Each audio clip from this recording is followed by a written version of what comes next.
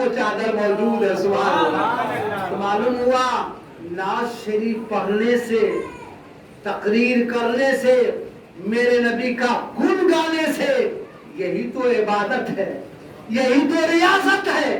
نماز عبادت ہے، افضل عبادت ہے، کوئی شبہ نہیں. مگر نماز بھی ہم کو ملی ہے تو نعت مصطفیٰ کے صدقے میں ملی ہے. سبحان اللہ. روزہ بھی ملا ہے تو آمد مصطفیٰ کے صدقے میں ہمیں ملا ہے.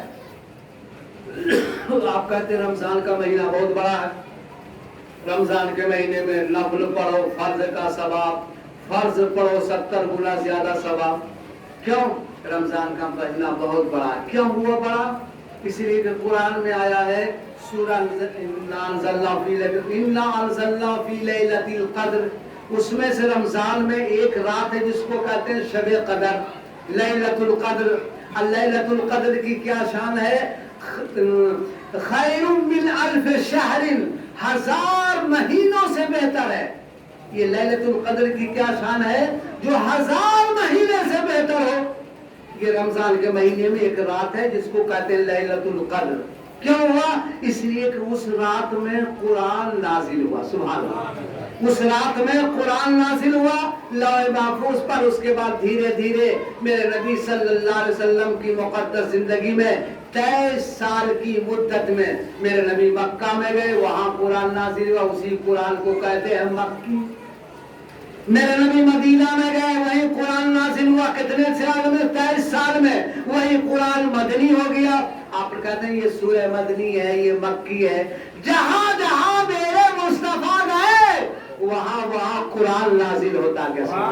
تو معلوم ہوا شب قدر 1000 مہینوں سے بہتر ہے، اس لیے کہ اس میں قرآن نازل ہوا. اور جس مہینے میں قرآن والا آیا ہو، سبحان اللہ، جس مہینے میں قرآن نازل ہو، جس کو کہتے ہیں رمضان، تو اس مہینے کا اتنا بڑا رتبہ کہ 1000 مہینوں سے بہتر ہے. اب یہ مہینہ 12ویں شریف کا تو قرآن نہیں، جس پر قرآن نازل ہوا وہ دنیا میں تشریف لایا. سبحان اللہ. اس لیے کہا گیا ایک مرتبہ آسمان نے کہا میں اچھا، میں بہت بلند ہوں. زمین نے کہا میں اچھا، اس لیے کہ میرے پاس وہ خزانہ ہے جو تیرے پاس نہیں. کہا عرش اعظم میرے، آسمان نے کہا عرش اعظم میرے پاس، پہلا آسمان، دوسرا آسمان، 7واں آسمان میرے پاس، سدرہ میرے پاس، جبریل کی جگہ میرے پاس، جنت عرش اعظم کے اوپر ہے وہ میرے پاس، عرش اعظم میرے پاس، جنت المعلا میرے پاس، بیت المعمور میرے پاس، سب کچھ تو میرے پاس ہے. زمین نے کہا سب کچھ تیرے پاس ہے مگر میرے پاس وہ پونجی ہے جو تیرے پاس نہیں ہے. کہا وہ کیسے؟ کہا وہ مدینے میں گنبد خضرا کے نیچے جس مقام پر میرے نبی کا جسم اقدس ٹچ ہے، میرے نبی جہاں آرام فرما رہے ہیں وہ جگہ عرش اعظم سے بھی افضل ہے. سبحان اللہ سبحان اللہ. وہ جگہ عرش اعظم جنت سے بھی افضل ہے. زمین نے کہا جس مقام پر میرے نبی آرام فرما رہے ہیں. سبحان اللہ. معلوم ہوا میرے بزرگوں، ہم لوگ مدی اس لیے تو کہتے ہیں کہ ایسی بھی گزر جائے ایک رات مدینے میں، سرکار ہو ہم سب ہو ایک ساتھ مدینے میں، سرکار ہو ہم سب ہو ایک ساتھ مدینے میں. اور سنتے ہیں کہ آقا کی زنبیل محبت سے حسنین کی بڑھتی ہے خیرات مدینے میں. سبحان اللہ. تو معلوم ہوا جس جا میرے نبی آرام فرما رہے ہیں عرش اعظم سے بھی بہتر ہے، جنت سے بھی افضل ہے.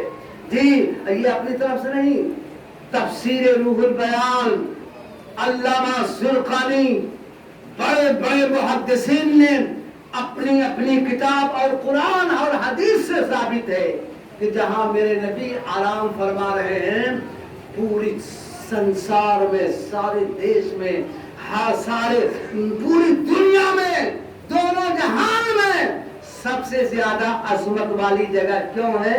इसलिए कि उस मकाम पे मेरे नबी आराम फरमा रहे हैं। सुभान अल्लाह। इसलिए अल्लाह ताला ने कहा हमने सब नेमत, काबा दिया नेमत, तुम पर एहसान नहीं किया, हतीम की मंजिल दिया, एहसान नहीं दिया, और हमने मकाम इब्राहिम दिया, पत्थर हजरे अस्वद दिया, एहसान नहीं जताया, मगर सुनो हमने सब कुछ दिया, कुरान दिया, आसमान दिया, ईमान दिया, इरफान दिया, सब कुछ दिया, मगर ये नहीं कहा कि हमने तुम पर एहसान किया। मगर मेरे बुजुर्गों, दीनी भाइयों, मेरे मजहब इस्लाम के खुददार मुसलमानों, मेरे नबी के चाहने वालों, अल्लाह ने जब आपको दिया तो क्या कहा? लक़द मन्नल्लाहु अलल मुमिनीन इज़ बअसा बिहिम रसूला। हमने ईमान वालों को कहा, अलल मुमिन मुसलमानों पर एहसान किया कि हमने तुम्ही में एक रसूल को भेजा जिसकी शान ये है कि वो तुम पर आयतें तिलावत करते हैं, तुम्हें खूब पाक करते हैं, और पाक साफ सुथरा करके आपके दिलों को रोशन और ताबनाक करते हैं। सुभान अल्लाह। तो मालूम हुआ आपके नबी की सिफत है कि खूब आपको पाक करते हैं। मेरे नबी ऐसा पाक करते हैं, ऐसा पाक करते हैं, ऐसा नवाजते हैं कि क्या कोई नवाज सकता है? कोई नहीं नवाज सकता जो मेरे नबी नवाजते हैं। सुभान अल्लाह। एक वाकया, थोड़ा सा वक्त है, एक वाकया पेश। मेरे नबी कितना नवाजते हैं, कैसे नवाजते हैं, आज आप ठंडे दिल से सोचिएगा और इस वाकया को समझ के कभी कभी मेरे नबी से खूब तन्हाई में मांग लिया किया कीजिए। अल्लाह से मांगिए और अल्लाह से मांगिए, मेरे नबी के मुस्तफा के वसीले से मांगा कीजिए और कहिए या रसूल अल्लाह, जब सबको आप नवाज सकते हैं, हम भी तो आपका कलमा पढ़ते हैं, हमको भी नवाज दीजिए। तो मेरे नबी नवाज, देखिए मेरे नबी मक्का के सरजमीन पर तशरीफ लाए। पूरी दुनिया में मक्का सबसे खराब जगह थी मेरे नबी के आने से।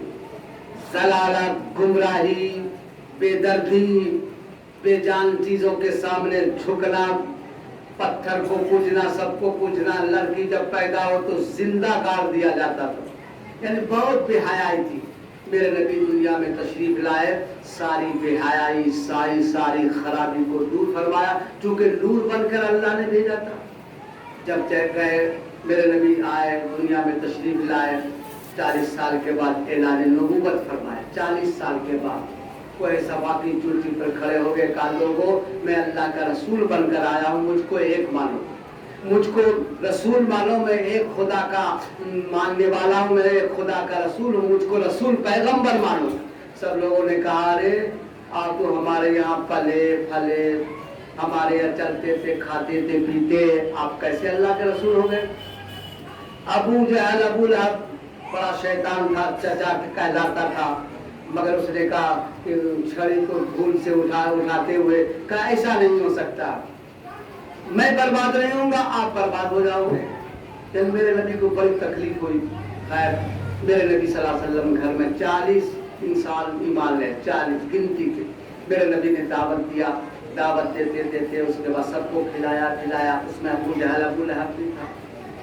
फिर कुछ नहीं मानने के लिए तैयार, जगह जगह बुराई मेरे नबी की करने लगे।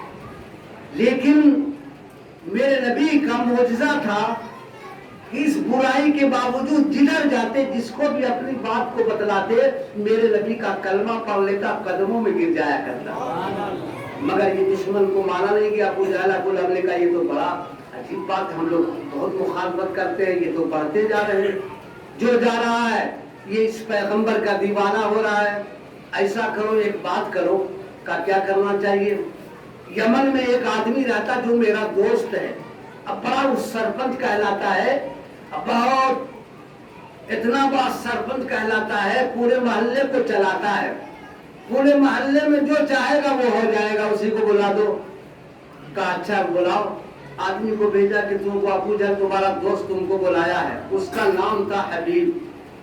حبیب یمنی کے پاس پہنچا. ابو جہل کا آدمی کہا ابو جہل آپ کو بلا رہا ہے چلیے. وہاں سے وہ آئے مکہ کی سرزمین پر.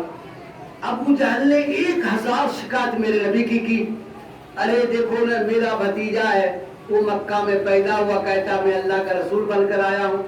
یعنی میرے نبی کی شکایت کرتے کرتے اس کا کان بھر دیا. وہ بڑا چالاک زیرک آدمی تھا. حبیب یمنی نے کہا کیسی بات کرتے ہو تم اسی کی شکایت کرتے جا رہے ہو. ایک آدمی کی بات کو سن کے کوئی فیصلہ نہیں کیا جا سکتا. ان کو بلاؤ میں ان سے بھی پوچھوں گا کہ وہ کیا چاہتے ہیں, کیوں لوگوں کو ورگلاتے ہیں, باپ دادا کی چیزوں کو کیوں بھول رہے ہیں. آخر اس کو بلاؤ. کیا باپ دادا کی سمپتی کو باپ دادا کی چیزوں میں گڑبڑی تو اس کو نہیں چھوڑا جا سکتا ہے؟ چھوڑا جا سکتا ہے. کہا کیوں ہی پریشان کرتے ہیں, بلاؤ اس کو. وہ آ سکتے ہیں؟ کہا آ سکتے ہیں. کہا میرے نبی صلی اللہ علیہ وسلم بیٹھے ہوئے تھے. کہا یمن سے ایک آدمی آپ سے ملنا چاہتا ہے. کہا میرے نبی کبھی کسی سے ڈرتے نہیں تھے, میرے نبی کسی سے گھبراتے نہیں تھے. فوراً چونکہ اللہ کا وعدہ ہے, قرآن میں لکھا ہے واللہ یعصمک من الناس, اے رسول آپ کی جان کی مال کی حفاظت اللہ کرے گا, کوئی مال بھی کا نہیں کر سکتا. یہ اللہ کا وعدہ ہے. اللہ نے قرآن میں ڈکلیئر فرمایا 3 چیزوں کی حفاظت کی ذمہ داری مجھ پر ہے, کوئی اس کا مال بھی کا نہیں کر سکتا. ایک کعبہ, کعبہ کا کوئی مال بھی کا نہیں کر سکتا, اور ایک مدینہ, اور ایک مدینے والے آقا صلی اللہ علیہ وسلم کی مبارک ذات. سبحان اللہ, کوئی مال بھی کا نہیں کر سکتا. میرے نبی چند صحابہ کو لیے کہا چلو دیکھیں آخر یمن سے کون آیا ہے. گئے, جیسے میرے نبی گئے پوری شان و شوکت کے ساتھ میرے نبی گئے. میرے نبی کا چہرے اقدس کا اتنا بڑا روب تھا. جیسے میرے نبی گئے سارے وہ 5 کسان جو بیٹھے تھے سب گھبرا گئے, اور میرے نبی کے روب اقدس کے مارے وہ برداشت نہیں کر پا, کھڑے ہو گئے سب.